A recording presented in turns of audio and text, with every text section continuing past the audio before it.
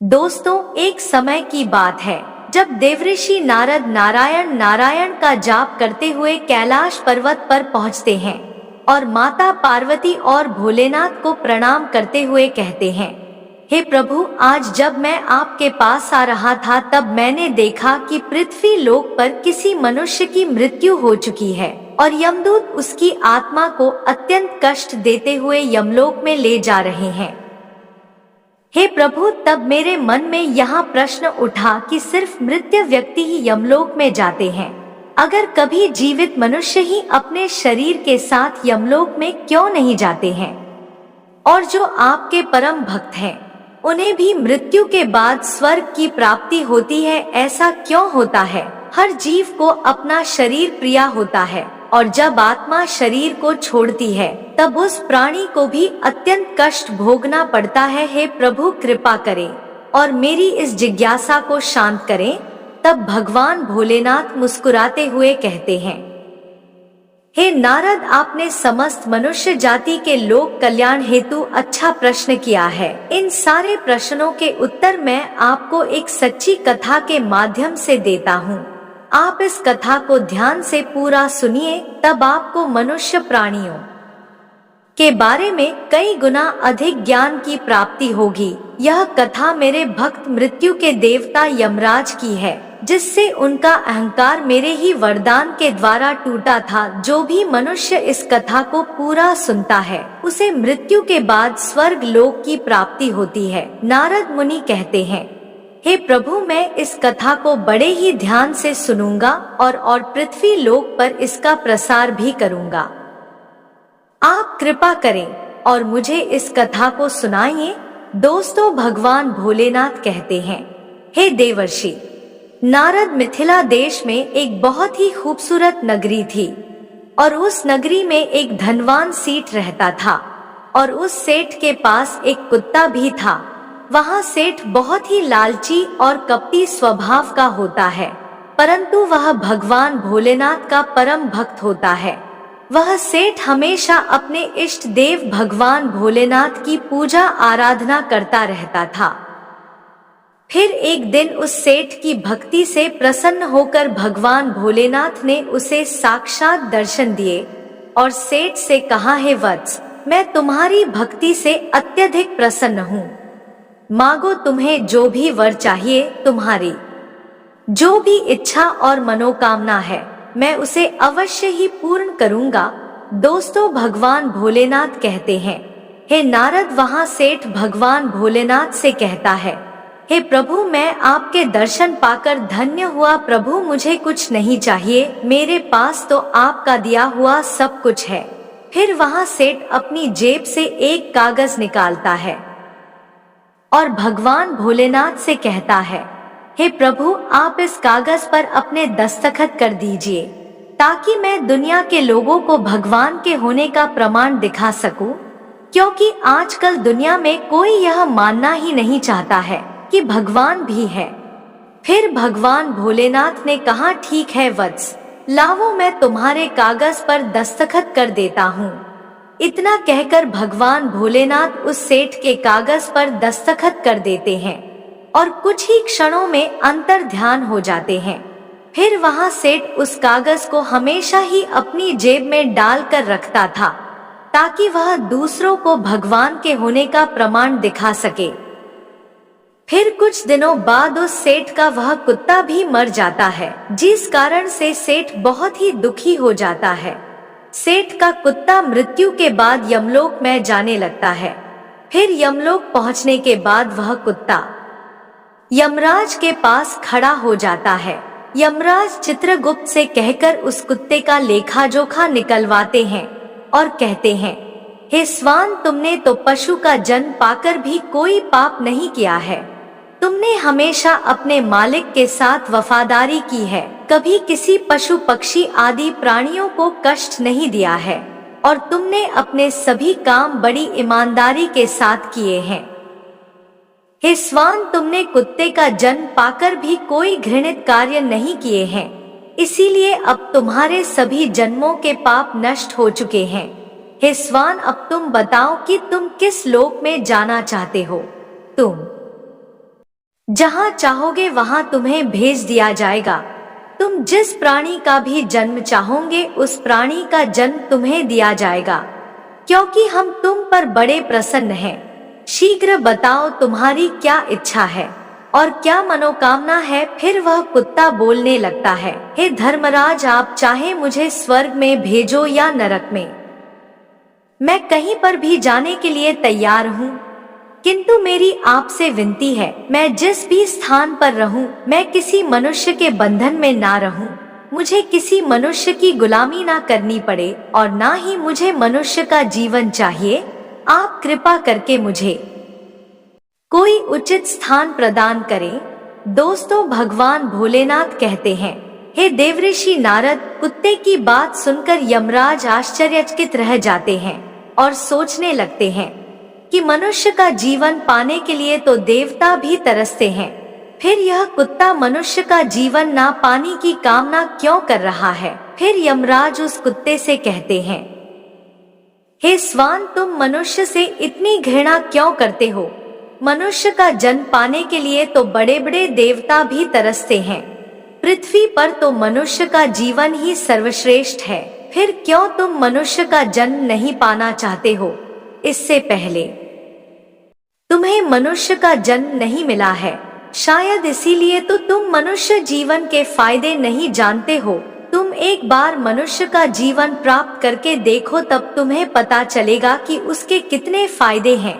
दोस्तों, भगवान भोलेनाथ कहते हैं, हे देवर्षि नारद, यमराज की बात सुनकर वह कुत्ता कहता है, हे धर्मराज, मैं जानता हूँ कि मनुष्य का जीवन कितना अनमोल है, लेकिन मनुष्य बड़ा ही स्वार्थी, धूर्त, कपटी और चालाक होता है, क्योंकि जब वह अपना मतलब देखने लगता है तब वहाँ सही गलत सब कुछ भूल जाता है। मनुष्य की तृप्ति किसी भी चीज से नहीं होती।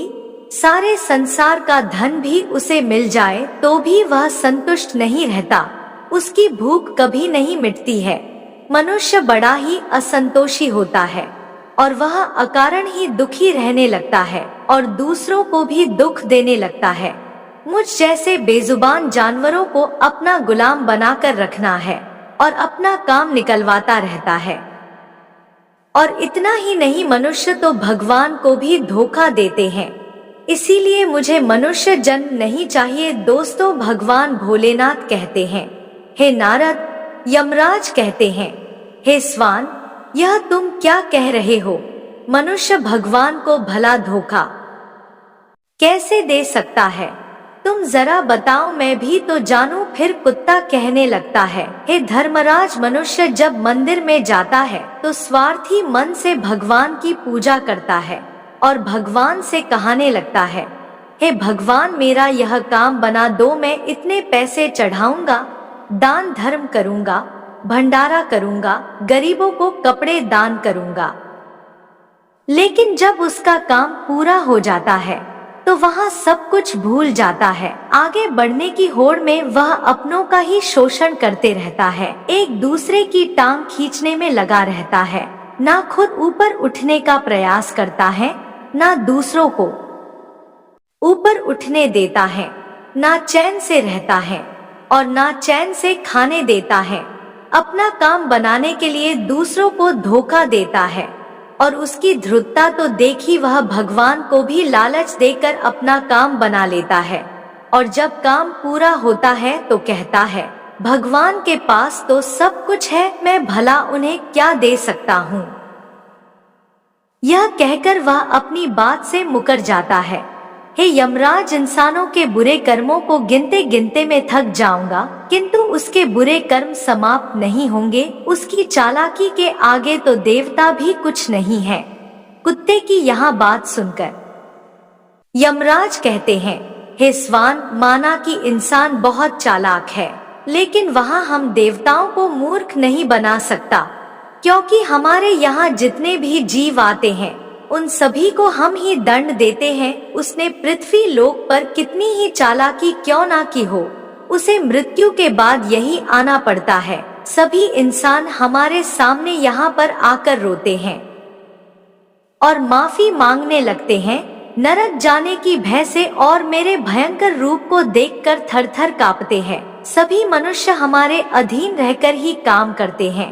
फिर वह कुत्ता बोलता है, हे धर्मराज, आपके पास जितने भी मनुष्य आते हैं वह सब मरे हुए होते हैं।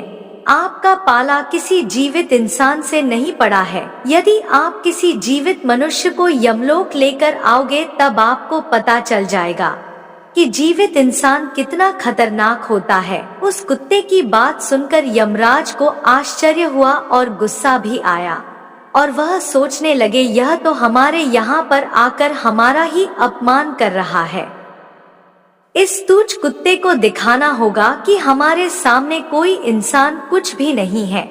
इंसानों की चालाकी हमारे सामने नहीं चल सकती। दोस्तों, भगवान भोलेनाथ कहते हैं, हे नारद, इस बात को साबित करने के लिए यमराज अपने दूतों को बुलाते हैं और कहते हैं, हे दूतों, जाओ और इस कुत्ते के मालिक को जीवित ही उठाकर यमलोक लेकर आओ।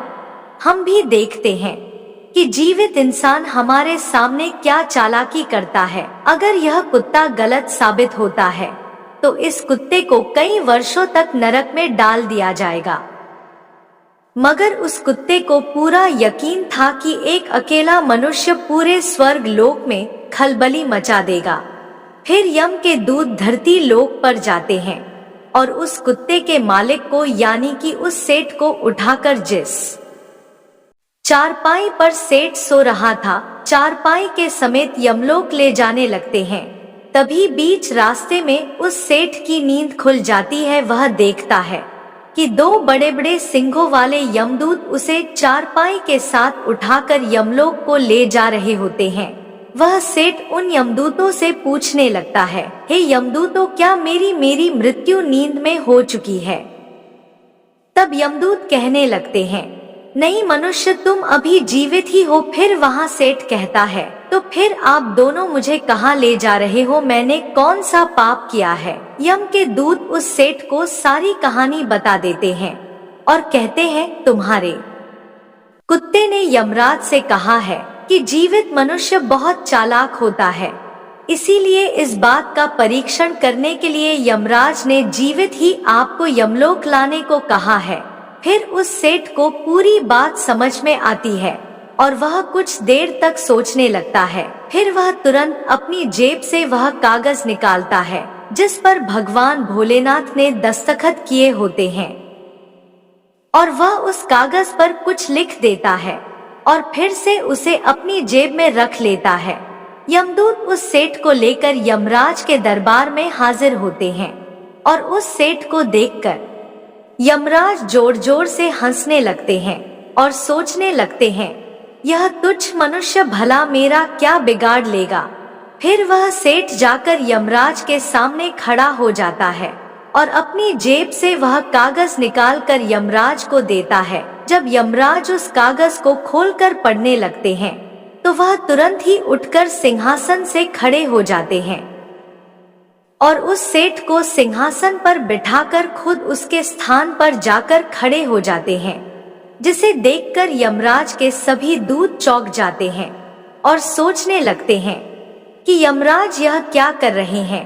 एक मनुष्य को अपने सिंहासन पर बिठा रहे हैं, यह जरूर कोई पहुंचा हुआ इंसान लगता है। और वहां सेठ अब यमपुरी का राजा बन जाता है और यमराज भी उसका आदेश मानने के लिए विवश हो जाता है।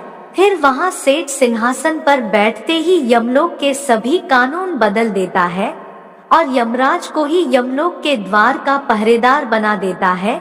फिर वहां सेठ सोचने लगता है, जब मैं मर जाऊंगा तो मुझे भी यहाँ पर आना पड़ेगा और मेरे पाप कर्मों के कारण मुझे भी नरक में डाला जाएगा। इसीलिए उस सेठ ने नरक में पड़े हुए सभी प्राणियों को स्वर्ग में डालने का आदेश दिया और नरक के द्वारों को हमेशा हमेशा के लिए बंद कर दिया। दोस्तों, भगवान भोलेनाथ कहते हैं, हे नारद, और फिर सभी यमदूतों को आदेश दिया कि आज के बाद किसी भी प्राणी को नरक में नहीं डाला जाएगा, सभी प्राणियों को स्वर्ग में ही भेजा जाए। सेठ के इस आदेश को सुनकर स्वर्ग लोक में खलबली मच गई। सभी देवता हैरान हो गए, लेकिन वह कर भी क्या सकते थे। आदेश यमलोक के राजा ने दिया था, इसीलिए चुपचाप सभी उसका पालन करने लगे। स्वर्ग लोक का संतुलन पूरी तरह से बिगड़ चुका था। धीरे धीरे स्वर्ग लोक में जीवों की भीड़ बढ़ने लगी, जिनकी सेवा करके स्वर्ग लोक के कर्मचारी और अप्सराएं परेशान होने लगे और सोचने लगे इतने सारे जीवों की सेवा कैसे कर पाएंगे। उधर वह कुत्ता सोचने लगा यमराज को जीवित मनुष्य को यमलोक में लाना कितना महंगा पड़ गया। सेठ जी ने सब कुछ बदल दिया है, आखिर ऐसा कैसे हुआ। फिर वह कुत्ता अपने सेठ के पास गया और पूछने लगा, सेठ जी आपने यह सब कैसे किया? अब तो आप यमलोक के राजा बन गए हैं, अब मैं सारे जीवन आपका दास बनकर रहूंगा। कृपया आप मुझे बताइए कि आपने यह सब कैसे किया। तब उस सेठ ने धीरे से उस कुत्ते के कान में कहा, जब मुझे पता चला कि मुझे जीवित ही यमलोक ले जाया जा रहा है, तो मैं भगवान भोलेनाथ के दस्तखत किए हुए कागज पर यह लिख दिया कि जिस जीवित मनुष्य को यमराज यमलोक बुला रहे हैं, उसे यमलोक का राजा बना दिया जाए, यही मेरा आदेश है। उस कागज पर भगवान भोलेनाथ के दस्तखत देखकर यमराज को लगा कि यह भगवान भोलेनाथ का ही आदेश है। फिर उन्होंने बिना विचार किए हुए ही मुझे यमलोक का राजा बना दिया। सेठ की बात सुनकर वह कुत्ता बहुत खुश हुआ और सोचने लगा इंसानी दिमाग चाहे जहां भी रहे, खुराफात तो करेगा ही। इधर यमलोक का ऐसा हाल देखकर सभी देवता भगवान भोलेनाथ से मिलने के लिए कैलाश पर्वत पर पहुंचते हैं और उन्हें सारी बात बता देते हैं। तब देवताओं की सहायता करने के लिए भगवान भोलेनाथ तुरंत ही यमपुरी में पहुंच जाते हैं। तब उन्होंने देखा कि यमराज तो यमलोक के द्वार पर पहरा दे रहे हैं। फिर यमराज के सिंहासन पर कौन बैठा है? भगवान भोलेनाथ को देखकर यमराज उनसे प्रार्थना करने लगे और कहने लगे, हे प्रभु, आपकी यह लीला बड़ी ही विचित्र है। पृथ्वी के एक साधारण से मनुष्य को यमलोक का राजा बना दिया और मुझे पहरेदार। भगवान भोलेनाथ यमराज से कहते हैं, हे धर्मराज, यह मैंने नहीं किया है, यह तो मनुष्य के चालाक दिमाग का काम है। यदि तुम जीवित मनुष्य को यमलोक लेकर आओगे तो यही होगा, इसीलिए मैंने मृत्यु के बाद ही मनुष्य को यमलोक लाने का आदेश दिया था, ताकि मनुष्य के सभी दोष और स्वभाव शरीर के साथ नष्ट हो जाए और केवल उसकी आत्मा ही यमलोक में प्रस्थान करे। किंतु आप तो एक जीते जागते मनुष्य को ही यमलोक उठा कर ले आए। यमराज से इतना कहकर भगवान भोलेनाथ आगे बढ़े और फिर उस सेठ ने भगवान भोलेनाथ को अपनी ओर आते हुए देखा तो वह तुरंत यमराज के सिंहासन से उठकर खड़ा हो गया और बोलने लगा, हे प्रभु, मुझे क्षमा करो, मैं अपने कुत्ते को नर्क में जाने से बचाने के लिए और मनुष्य की बुद्धि का बल दिखाने के लिए ही ऐसा किया। मैं आपके दिए गए वरदान का दुरुपयोग नहीं करना चाहता था। हे प्रभु, मैं आपके दर्शन पाकर धन्य हो गया, अब मुझे किसी चीज की अभिलाषा नहीं है। फिर भगवान भोलेनाथ मुस्कुराए और उन्होंने उस सेठ को क्षमा कर दिया और फिर उस सेठ को धरती लोक पर भेज दिया गया और यमराज को फिर से यमलोक की गद्दी पर बिठा दिया और वह भी अपने कैलाश पर्वत पर लौट गए और यमराज फिर से अपने सिंहासन पर बैठ गए। तब वह कुत्ता यमराज से कहने लगा, हे धर्मराज, देखिए आपने जीवित मनुष्य की चालाकी। एक जीवित मनुष्य क्या क्या कर सकता है, इसीलिए मैं मनुष्य नहीं बनना चाहता, क्योंकि मनुष्य जब स्वार्थी बन जाता है तो वह अंधा हो जाता है, अपने दोस्त अपने रिश्तेदार देखना बंद हो जाता है, लालच में आकर वह धर्म को भी भूल जाता है और वह अनिष्ट कार्य करने लग जाता है। फिर भगवान भोलेनाथ कहते हैं, हे देवर्षि नारद, अब आपको आपके सारे प्रश्नों के उत्तर मिल गए होंगे, इसलिए मनुष्य कर्म से अच्छा हो या बुरा वह कभी भी शरीर के साथ यमलोक में नहीं जा सकता। यही अटल सत्य है। दोस्तों, कहानी अच्छी लगी हो तो वीडियो को लाइक और चैनल को सब्सक्राइब जरूर कर लें और कमेंट में हर हर महादेव जरूर लिखें। और वीडियो के अंत तक बने रहने के लिए आप सभी प्यारे दोस्तों का तहे दिल से धन्यवाद। मिलते हैं अगली वीडियो में।